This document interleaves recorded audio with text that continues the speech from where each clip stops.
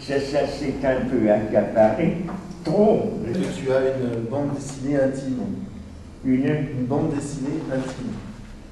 Je ne sais pas, tu parles de ça à propos de la... non, je n'ai pas de... je n'ai pas de... Tu veux dire une bande dessinée secrète que oui, oui, c'est ça. Ah non.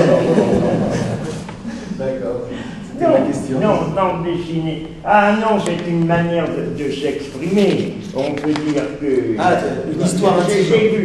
Ah, il y a quelqu'un, genre, malheureusement, là c'est une offense que je lui fais, je ne vois plus quel est son nom, c'est un ancien élève.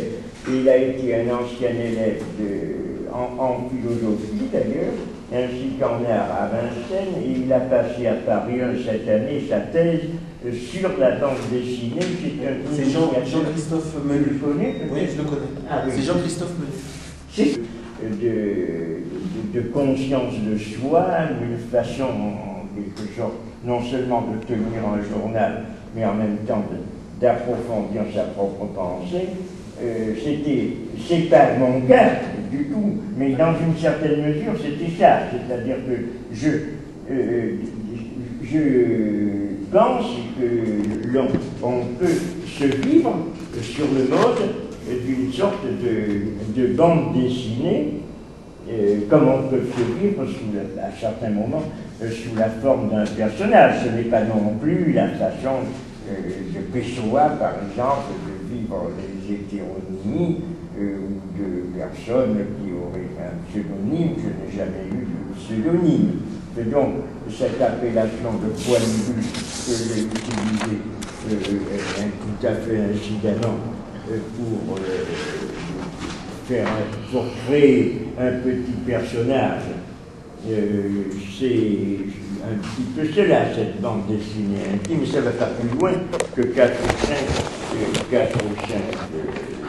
5 images, ou quelques petites suites d'images que j'avais faites à un certain moment. Paulette Kaiser a eu l'amabilité de prendre cela même comme tel, mais peut-être c'est toi qui pourrais.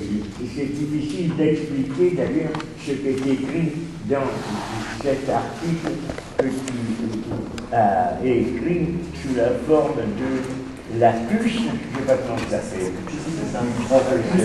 Alors on voit cette puce, d'ailleurs à la fin de ma bande dessinée, là on voit ce fameux professeur tout à fait à la fin qui traîne sa puce.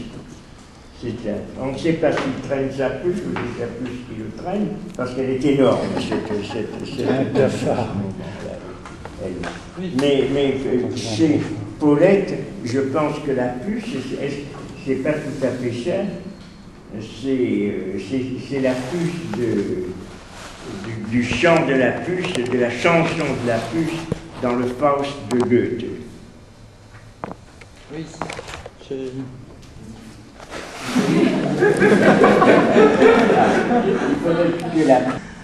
et en fait, l'œuvre de René, et je pense que nous sommes tous très heureux que cette revue voit le jour, est pratiquement un miracle, je dirais. Et là, je dois être hétérogène, ce n'est pas homogène, personne ne dit la même chose, tout le monde lit un autre René Scherrer.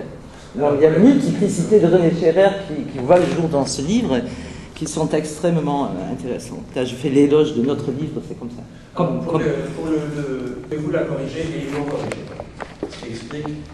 Ça compléterait, ça continuerait. Je voulais demander, cette illustration se trouve également généralement dans ce qu'on appelle le logo de la revue en général. D'où ça vient ce loup? C'est d'une gravure, c'est d'une gravure du 16e, moderne ou du 16e? Ce sont les deux.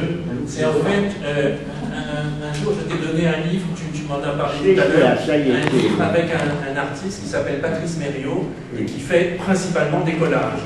Ah oui. Et donc ça c'est un détail d'un collage, et effectivement ça doit être une copie, je ne me souviens pas, je lui avais demandé, oui. Mais c'est effectivement une copie d'une gravure ancienne. Ah oui. Parce que les mains avec les clés ne sont pas du tout du XVIIe siècle. Les clés C'est des clés de Saint-Pierre, c'est quoi? On ne sait pas, c'est mystérieux. Moi j'ai aimé cette image, tout le monde, je l'ai fait tourner un petit peu au début de la revue, tout le monde a aimé cette image et a dit que ça fonctionnera bien comme... C'est des Fables de La Fontaine, Et les écritures en bas, non, on ne peut pas. Là, si tu veux, en fait, ce que j'ai aimé dans cette... On ne peut pas les identifier.